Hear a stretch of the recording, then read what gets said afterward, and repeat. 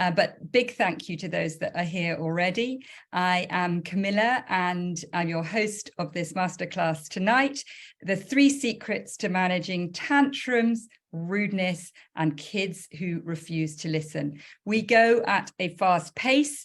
I want you to make the most of it. If you have a workbook, hopefully you've had a chance to print that out. If not, I recommend you grab a pen and paper and take notes, because that will help you to remember and perhaps look back on after the class. But we do go pretty fast. I make no apologies for that. And what I'm going to do now is actually switch off my camera so that you can see my slides. I'll probably pop it back on a bit in a bit, but for the moment, thank you so much for joining me for this masterclass, and hold on to your hats because we go fast. Okay, so the 3 secrets to managing tantrums, rudeness, and kids who refuse to listen. Here's the goal of our time together. We're going to have a conversation, and I'm going to use a lot of different ways to illustrate how to connect with your child and manage challenging behavior whilst holding the boundaries. And as you probably know, you're here because I suspect you've had some struggles with this. It is very hard to do both, to connect, to managing the challenging behavior and hold the boundaries. But I'm going to show you that it is totally possible. I'd really recommend. So who's dealing with this? Refusing to listen. So, you ask them to do something usually that they don't want to do. It's like maybe putting their shoes on, going to bed, getting up in the morning, getting dressed, or those what I call the hotspots, and they refuse to listen. People are saying lots of the time, yeah, absolutely. And, if you whisper, would you like some chocolate ice cream? They'll hear that. But if it's asking them to do something they don't want to do, they seem to refuse to listen. So we've got lots of yeses. Saying no. Will you get your shoes on? No. Now it's time to get out of the bath? No. Or time to get in the bath? Those kind of things. Just outright no, which can really throw us. Anyone having that? What about tantrums? They can be unpredictable tantrums, kind of feel like they come from nowhere. Like your child just sort of goes into this complete meltdown over what seems to be the smallest thing. Now, it might be that you've got toddlers. Does anybody here have toddlers? If you just write toddler in the chat box, if you've got a little one. Toddler, I count up to about the age of 4. But actually, tantrums aren't at all exclusive to toddlers. And if you have a child older than toddler age that's having tantrums, please don't feel that it's weird or that you're alone with that. But toddler tantrums tend to come on from the age of about 18 months, and they kind of hit us like a tornado. So yeah, I've got lots of people saying they've got tantrums. Give me a 1 in the chat box if you are dealing with screaming, hitting, yelling, aggression. Now that also might be you. Because boy, is it difficult not to yell. But if you are, give me a 1 in the chat box. And sometimes parents say to me, I don't know where the aggression comes from. I've never hit my child, but they're hitting me. And I certainly know that's me. I've been there. It's partly why I came. Well, in fact, it was a big reason why many, many years ago, well over 20 years ago, I looked for help. So yeah, I've got lots of 1s coming in the chat box. What about 2? Got an attitude like, why should I? You can't make me. People will often refer to the 3-nager, but it can certainly happen later than that. Or maybe they've got an attitude with their sibling. They won't share. If that's you, put a 2 in the chat box. Or what about your child has got a label? Maybe you feel this is your child with it. Perhaps you've got more than one child and you've got one who you call or refer to as the naughty or the bad one. So if that's you, give me a 3 in the chat box. Or maybe they've got that label within the nursery or school environment. And I've often heard kids refer to another child. Johnny's the bad one. And if that's you, there's absolutely no blame here, but just give me a 3 in the chat box. So lots of 1s, 2s, and 3s coming in. What about this? Who's felt embarrassed by their child? Has anybody had that awful feeling of humiliation when, and it's almost always when we're being seen in public? whether that's around relatives, grandparents or uncles and aunts, whether that's around other parents, perhaps friends, maybe the teacher, you go and pick them up from nursery or school and they have, they kick you or they have a meltdown. So I've got lots of yeses to that, people feeling embarrassed. And I certainly know I have, and I'm going to tell you about an experience I had with one of my sons who, where I felt acutely embarrassed. It wasn't just him. I mean, I've had it on other occasions. So I want to tell you what's unique about me and my approach. I show you that parenting with compassion, I'm going to tell you about, and this is what I teach, parenting with compassion deepens your connection with your child. And when you combine that with firm boundaries and tough love, you can feel really successful and confident with it. So this is the unique approach that I teach, that parenting with compassion deepens your connection with your child and combined with firm boundaries and tough love. Okay, so I suspect you've picked the title of this masterclass, The 3 Secrets to Managing Tantrums, Rudeness, and Kids Who Refuse to Listen. And when we're experiencing that, I would almost guarantee that you'll see elements of yourself when I describe the stressed out parent. There's no judgment, but I want you to listen up and see if that is you. Self-doubt, like, oh my God, am I getting this all completely wrong? Am I screwing my child up for life? Feeling guilty. I should be better at this. I shouldn't be shouting. I should be able to control my temper. I should be a better parent.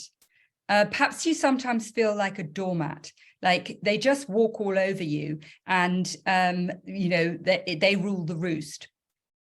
Exhaustion. That's not just the physical exhaustion of raising children, but it's also that mental exhaustion that just, those battles that we keep dealing with and we feel just completely exhausted and worn out like a dish rag, worn out old dish rag.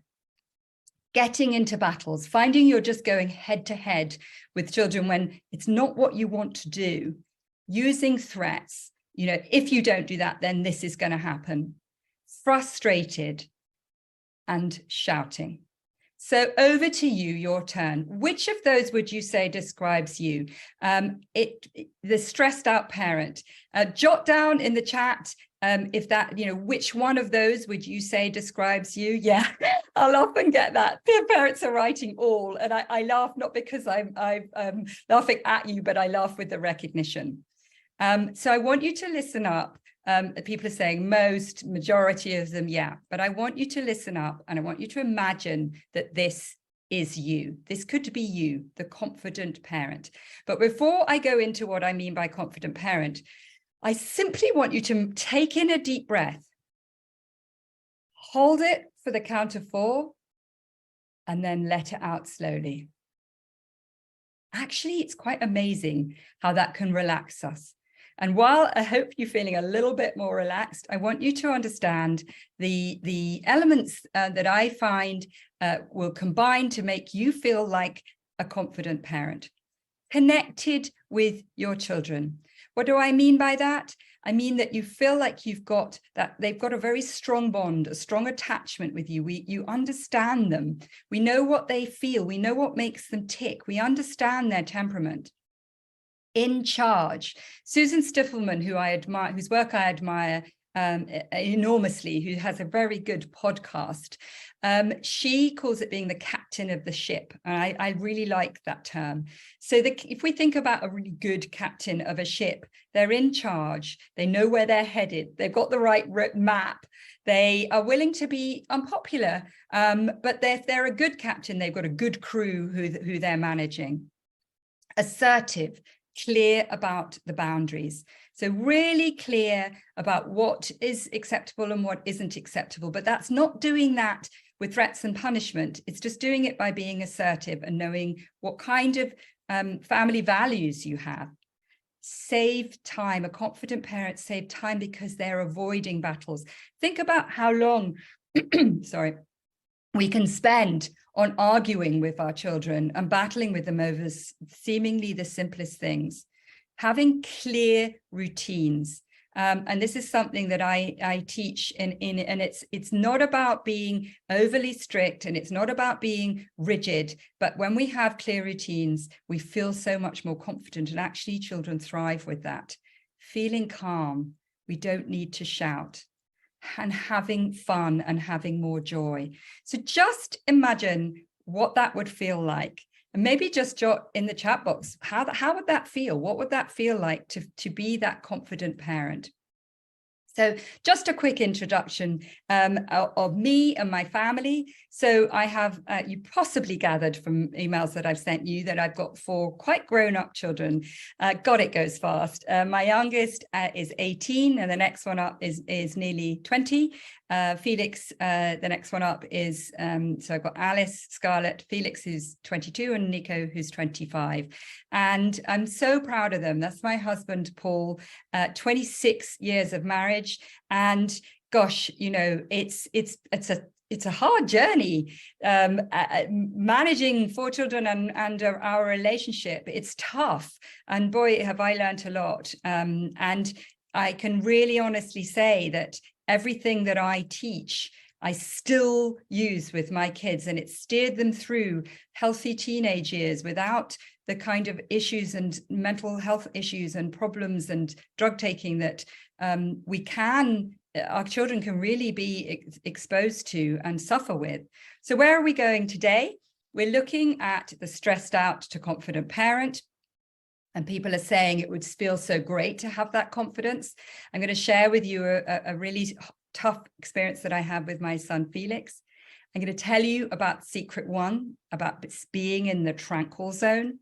Secret 2, how we interpret behavior. Secret 3, what happens when we wing it. And I'm going to tell you how to take things further. I really hope that you'll stick with me. Most parents that join my masterclass do. They're very, very engaged, and they really stick with me to the end. There's a couple of really great bonuses that I'm going to share with you at the end. So, and also that's when I have time for questions. So here's Felix. So it's summer 2000, June 2005. He's rising 5, and he was I don't know if any of this sort of resonates, or you recognize this with one of your children or your child if you only have one. He could just be so gorgeous. He could be loving, he could be affectionate, he was funny, he was enthusiastic, he was full of energy. And boy, could he be challenging. He could have massive meltdowns. He could resist us so much. He could be difficult with his siblings in particular. And we were invited on holiday with some very good friends of ours who have 3 children who were the similar ages to our older 3, and our baby Alice was 6 months old. We knew that it was perhaps a gamble to go away with them, but we didn't know just how tough it would be. So one of the days, about the middle of the week, when we'd already had quite a lot of difficulties with him, we decided to take them to the beach. And I found this picture that was taken at the end of the day, and it actually made me feel so sad, how sad he looked. Look at him with his face in his hands. So here's what happened shortly after that. Just before that, we'd been on the beach, and he had been a bad sport. They played beach cricket. When he was caught out, he threw the bat down. When it was, our friends had made a picnic, he picked up the sandwiches. He said, I don't like this. He threw them down. You know, when you've got that kind of clench in your stomach and you've got kind of gritted teeth when you know your child is embarrassing you. He was just, you know, he wanted to join in the games, but then he wouldn't join in the games. He tripped the kids up as they were walking past him. It felt like just every which way he was behaving in a way that we found really, really difficult to deal with. So we leave the beach and we go back to the car, take this picture, and then we go back to the car. And on the way to the beach, Nico, his older brother, had sat in the furthest. We had a car with 3 rows of seats. So he'd sat in the back seat. Felix had sat in the middle seat. On the way back, they needed to swap. So as we're getting towards the car, it starts up. I'm sitting in the middle seat. No, you're not, Felix, I say. I'm going to just pop my video on so you can see me. Yes, you will be receive the recording of this. Yes, somebody asked. So he, I'm sitting in the middle seat. No, you're not, I say. Yes, I am. So then our friends are there listening to us. And of course, you know, my embarrassment level rising. So he then starts to tug at my hand, pull away, and our friends had got their kids nicely strapped in, all happy. Felix was just being so difficult. So I then pull out the threat. If you don't get in the seat, then when we get back, you're not going to watch that movie. I don't care, he said. You know, when you pull out that threat and they're just so defiant about it. So then I'd pull out the shame tactics. Felix, you're embarrassing us. Just get in the car seat. Everybody's watching you. You're making a fool of yourself and you're embarrassing me. I don't care. He says, I'm not getting in that seat. Then I pull out the bribe. I go to my bag and I find a little pack of Haribos. Here, take these, get in the car, get in the seat, and we're leaving. He throws them down. And my head's pounding, my heart's beating really fast, I'm sweating. And I suddenly thought, oh my God, I've got to do something different. I've got to do something different. And the other thought I had, and this is something that I'm going to show you later about difficult behavior, is this isn't about the car seat. So I managed to press pause in my own mind and move him away. I moved him round the other side of the car and we sat on the edge of this dusty car park. Our friends couldn't see us, but they could probably hear the screams. I held him really tight. What I actually knew, but I hadn't been able to really access because I'd been so stressed and embarrassed, was that when children are in a state like this, they hate themselves.